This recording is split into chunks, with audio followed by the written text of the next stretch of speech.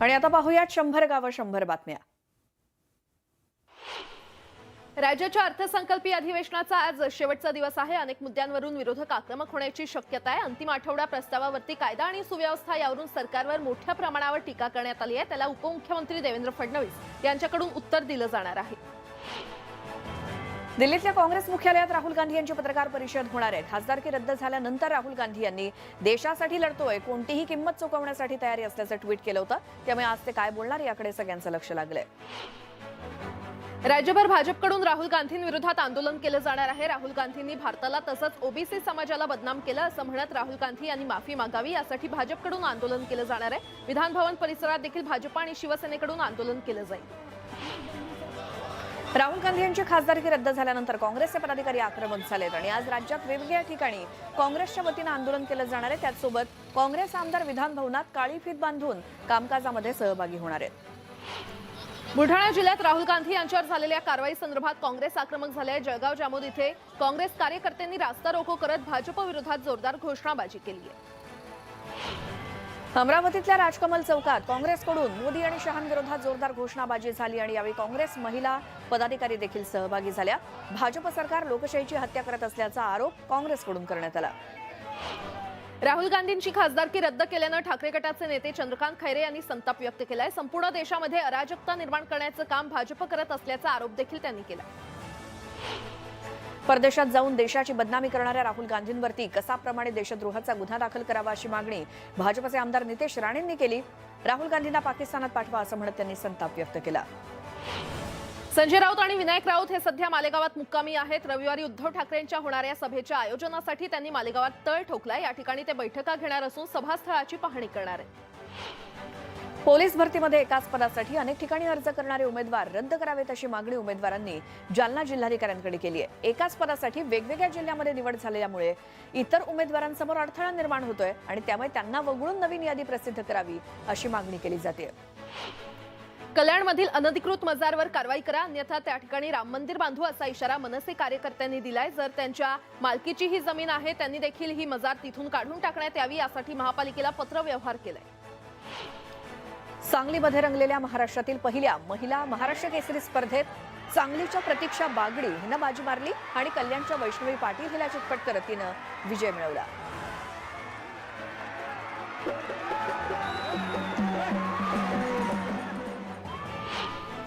पहिल्या महिला महाराष्ट्र केसरीची उपविजेती कल्याणची कुस्तीपट्टू वैष्णवी पाटील ठरलेली आहे। तिच्या कामगिरीनं तिच्या तालमीत आनंदोत्सव साजरा करण्यात आला। नंदिवली भागातील जय बजरंग तालमीत संघात वैष्णवीनं कुस्तीचे धडे घेतलेत आणि तिचा सामना पाहण्यासाठी तालमीमध्ये प्रशिक्षकांसह खेळाडूंची गर्दी झाली होती।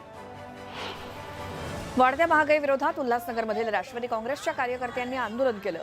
सिलेंडर घेऊन महिलांनी रस्त्यावरती ठिय्या मांडला आणि अच्छे दिन कब आएंगे असा सवाल आंदोलनकर्त्यांनी विचारलाय। उल्हासनगर शहरातील unity small finance bank seal करण्यात आलेली आहे। महापालिकेचा मालमत्ता कर थकवल्याप्रकरणी ही कारवाई करण्यात आली आहे। या बँकेची 31,83,000ची थकबाकी आहे आणि गेल्या अनेक वर्षांपासून थकबाकी भरण्यासाठी बँकेला नोटीस देखील बजावण्यात आल्यात, मात्र तरी देखील थकबाकी न भरल्यानं ही कारवाई करण्यात आली आहे। गडचिरोलीतल्या सिरोंचा इथे भात गिरणीमध्ये साप आढळल्यानं खळबळ माजली आणि सर्पमित्रांनी घटनास्थळी धाव घेऊन सापाला पकडलं आणि नैसर्गिक अधिवासात सोडलं।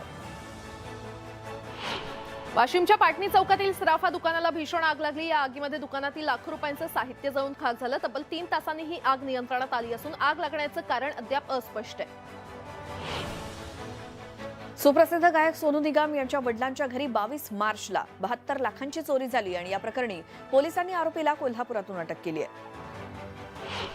चंद्रपूरच्या राजुरा तालुक्यातील सिंधी इथल्या शिवारात 7 जणांचा वीज पडून मृत्यू झालाय। 15 मजूर शेतात काम करत असताना मेघगर्जनेसह पावसाला सुरुवात झाली आणि त्याच वेळी ही दुर्घटना घडली। गडचिरोलीच्या चामोर्शी इथे ॲडव्होकेट बोधीराम टेके या तरुणाला उच्च शिक्षणासाठी युरोपियन शिक्षण आणि संस्कृती एज्युकेटिव्ह कमिशन मार्फत देण्यात येणारी इरास्मुस मुंडस ही 45 लाखांची शिष्यवृत्ती जाहीर झाली आणि त्यामुळे बोधीराम टेके हे इंग्लंड, स्पेन, नॉर्वे, स्वीडन या देशांमध्ये पुढील 2 वर्ष कायद्याचं उच्च शिक्षण घेणार आहेत। सिंधुदुर्गच्या कुडाळमधील माणगाव विविध विकास कार्यकारी सहकारी सेवा सोसायटीची निवडणूक पार पडली। या निवडणुकीमध्ये भाजप पुरस्कृत पॅनलनं 13 पैकी 10 जागांवर दणदणीत विजय मिळवलेला आहे। त्यामुळे महाविकास आघाडीसाठी हा मोठा धक्का मानला जातोय। जळगावच्या चोपडा तालुक्यातील वडोदा इथे मानवी वस्तीच्या ठिकाणी बेकायदेशीरपणे गॅस सिलेंडरची साठवणूक केल्याप्रकरणी कारवाई करण्यात आली आणि पोलिसांनी 29 गॅस सिलेंडर्स आणि वाहन असा एकूण 2.25 लाखांचा मुद्देमाल जप्त केला. रमजान सणानिमित्त एपीएमसी बाजारपेठेत फळांची उलाढाल वाढली असून बाजारपेठा ग्राहकांनी फुलल्या आहेत. रोजा सोडवण्यासाठी मुस्लिम बांधव मोठ्या प्रमाणात फळांची खरेदी करतायत आणि सर्व फळांमध्ये कलिंगडाची जास्त आवक झाली असून खरबूज, आंबा, पपई आणि कलिंगडाला मोठी मागणी आहे. रमजान निमित्तानं फळं आणि इतर खाद्यांसोबतच खजूर मोठ्या प्रमाणात खाल्ले जातात आणि त्यामुळे एपीएमसी बाजारात खजुराला मोठी मागणी असून रोज 20 ते 25 टन खजूर दाखल होत आहेत. उत्तम प्रतीच्या खजुराला प्रति किलो 2,500 दर मिळतोय. नवी मुंबईमध्ये युलू सायकल आणि ई बाईक्स प्रकल्पाला चांगला प्रतिसाद मिळतोय. मात्र काही जण स्टँड असलेल्या ठिकाणी ई बस पार्क न करता कुठेही बाईक पार्क करतात. अशा वाहनधारकांना आता ₹200 दंड आकारून रजिस्टर नंबर रद्द करण्यात येणार आहे. खारकोपर ते उरण रेल्वे मार्गावरील रांजणपाडा स्थानकाला धुतूम असं नाव द्या या मागणीसाठी धुतूमच्या ग्रामस्थांनी मोर्चा काढला. रेल्वे स्थानकांना स्थानिक आणि महसूल गावाच्या आधीऐवजी इतर गावांची नावं दिल्यामुळे ग्रामस्थ आक्रमक झाले. पिंपरी चिंचवडकरांची तहान भागवणाऱ्या मावळातील पवना धरणात केवळ 48.93% इतकाच पाणीसाठा शिल्लक आहे. त्यामुळे पाण्याचा जपून वापर करण्याचं आवाहन पाटबंधारे विभागानं केलंय. मार्च महिना अंतिम टप्प्यात आला असून सर्व शासकीय कार्यालयातील निविदा, त्यांची देयकं काढणं, प्रलंबित कामं संपवण्याची लगबग सुरू झाली आहे. शासकीय कार्यालयांना देण्यात आलेल्या अनुदानातील निधीचा वापर किती झाला, त्याच्या माध्यमातून किती कामं पूर्ण झाली, तसंच प्रलंबित कामं पूर्ण करण्यावरती भर देण्याच्या सूचना देण्यात आल्या आहेत. पुण्यात फेब्रुवारी महिन्यात 14,284 घरांची विक्री झाली आहे. गेल्या महिन्यात एकूण 8,896 कोटी रुपयांच्या मालमत्तांची नोंदणी झाली असून यात परवडणाऱ्या घरांची संख्या सर्वाधिक म्हणजेच 46% इतकी आहे. पुणे महानगरपालिका हद्दीत समाविष्ट झालेल्या 34 गावांमध्ये विविध विकास योजना राबवण्यात येणार आहेत. सुविधा उभारण्यासाठी आगामी अंदाजपत्रकात भरीव तरतूद केली जाईल.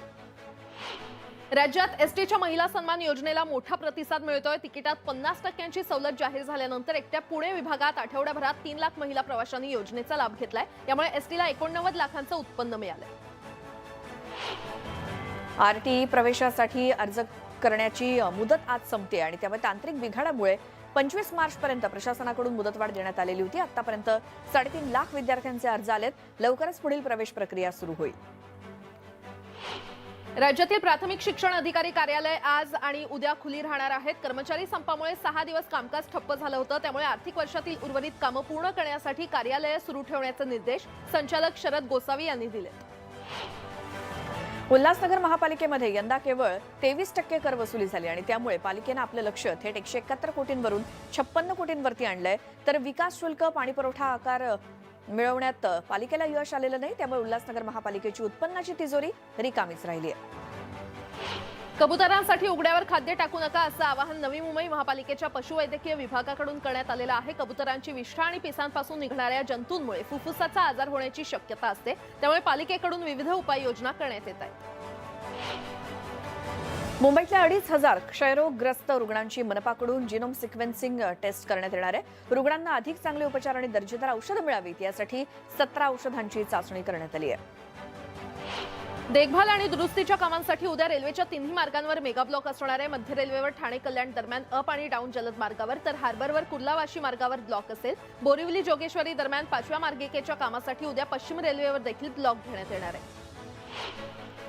देशात कोरोनाचा धोका वाढत असून गेल्या 24 तासामध्ये 1,249 नव्या रुग्णांची नोंद झाली. त्यामुळे देशातील ऍक्टिव्ह रुग्णांचा आकडा हा 7,927 वरती पोहोचलाय आणि संसर्ग रोखण्यासाठी प्रशासनाकडून विविध उपाययोजना केल्या जात आहेत.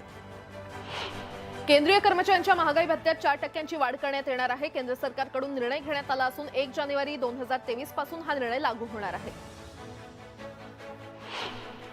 पश्चिम रेल्वेवरती 12 डब्यांच्या लोकलचं 15 डब्यामध्ये रूपांतरण करण्यात आले आणि सोमवारपासून आणखी 6 लोकलच्या फेऱ्या वाढणार असल्यामुळे प्रवाशांना मोठा दिलासा मिळेल. मुंबईत चुनाभट्टी परिसरातील गोदरेज इमारतीला भीषण आग लागली. माहिती मिळताच अग्निशमन दलाच्या 3 गाड्या घटनास्थळी दाखल झाल्या होत्या आणि आगीवर नियंत्रण मिळवण्याचे प्रयत्न सुरू होते. दरम्यान इमारतीत काही जण अडकल्याची भीती व्यक्त करण्यात येते. सनातन संस्था दहशतवादी किंवा देशविरोधी कारवायांमध्ये सहभागी असल्याचं घोषित का केलं नाही असं निरीक्षण कोर्टानं नोंदवलं आणि सनातन संस्थेशी संबंधित दोघांना जामीन मंजूर झाला. यावेळी कोर्टानं ताशेरे ओढले. गुढीपाडव्याला शिवाजी पार्कवर झालेल्या मेळाव्यात राज ठाकरे यांनी माहीमच्या समुद्रात अनधिकृत बांधकाम झाल्याचा दावा केला होता आणि त्यानंतर राज्य सरकारनं तात्काळ या दोन्ही ठिकाणांवरील बांधकाम हटवत कारवाई केली आणि या कारवाईनंतर राज ठाकरे यांनी माहीममधील बांधकामाचा आधीचा आणि कारवाईनंतरचा फोटो ट्विट करत प्रतिक्रिया दिली आहे। राज ठाकरे यांनी मुख्यमंत्री आणि उपमुख्यमंत्र्यांसह प्रशासकीय अधिकारी, कर्मचारी आणि पोलिसांचे आभार मानले।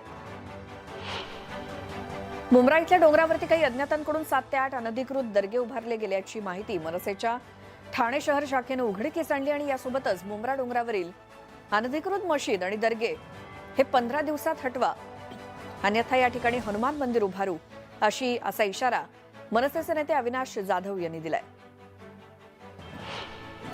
अमृता फडणवीस यांना लाच देण्याचा प्रयत्न केल्याच्या आणि त्यांच्याकडून खंडणी मागण्याच्या प्रकरणातील आरोपी अनिक्षा जयसिंघानीला 14 दिवसांची न्यायालयीन कोठडी सुनावण्यात आलेली आहे। यानंतर अनिक्षाच्या वकिलांनी जामिनासाठी अर्ज दाखल केलाय। अनिक्षाच्या जामीन अर्जावर येत्या 27 मार्चला सुनावणी होणार आहे।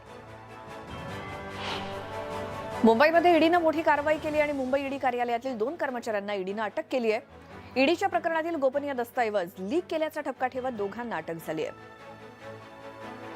भारतीय कला क्षेत्रामध्ये सर्व प्रकारच्या कला लोकांसमोर आणणाऱ्या कलाकारांना घडवणाऱ्या संगीत कला केंद्राला 50 वर्ष पूर्ण होत आहेत। संगीत कला केंद्रानं गेल्या 50 वर्षांपासून नृत्य, गायन आणि अभिनयासोबत नाना प्रकाराला व्यासपीठ दिलेलं आहे। सोहळ्याला अनुपम खेर, शबाना आझमी, हेमा मालिनी, रणबीर कपूर, पंकज उदास आणि कविता कृष्णमूर्ती तसंच नितीन मुकेश उपस्थित होते। त्यासोबतच गायक सोनू निगम यांच्या गाण्यानं ही सुरेल संध्याकाळ आणखी बहारदार झाली। मोदी या आडनावाबद्दलच्या मानहानी प्रकरणामध्ये शिक्षा सुनावली गेल्यानंतर आता राहुल गांधींना मोठा धक्का बसलाय। या प्रकरणी काल सुरत न्यायालयानं राहुल गांधी यांना दोषी ठरवत 2 वर्षांची शिक्षा सुनावली। त्यानंतर आता राहुल गांधी यांचं संसद सदस्यत्व रद्द करण्यात आलंय। खासदारकी रद्द झाल्यानंतर राहुल गांधींनी ट्विटरवर आपली भूमिका मांडलेली आहे। मी भारताच्या आवाजासाठी लढत असून त्यासाठी जी किंमत चुकवावी लागेल ती चुकवण्यास तयार असल्याचं राहुल गांधी यांनी म्हटलंय। राहुल गांधींची खासदारकी रद्द झाल्यानंतर उद्धव ठाकरे देखील त्यांनी भाजपवरती हल्लाबोल केलाय। सर्व सरकारी यंत्रणा दबावाखाली असल्याची टीका उद्धव ठाकरेंनी केली। चोराला चोर म्हणणं हा देशामध्ये गुन्हा आहे का असा सवाल देखील त्यांनी उपस्थित केला। काँग्रेस नेते आशिष देशमुख यांनी काँग्रेसला घरचा आहेर दिलाय। येत्या निवडणुकीत काँग्रेसला त्रास होण्यापासून वाचवण्यासाठी आणि ओबीसी वोट बँकला भाजपकडे जाण्यापासून रोखण्यासाठी राहुलजींनी माफी मागावी असं मोठं विधान आशिष देशमुख यांनी केलंय। देशपातळीवरचा सर्वात मोठा महापशुधन एक्स्पो शिर्डीमध्ये सुरू झालाय। पण या पशुधन एक्स्पोच्या निमित्तानं राजकीय टोलेबाजीच पाहायला मिळाली।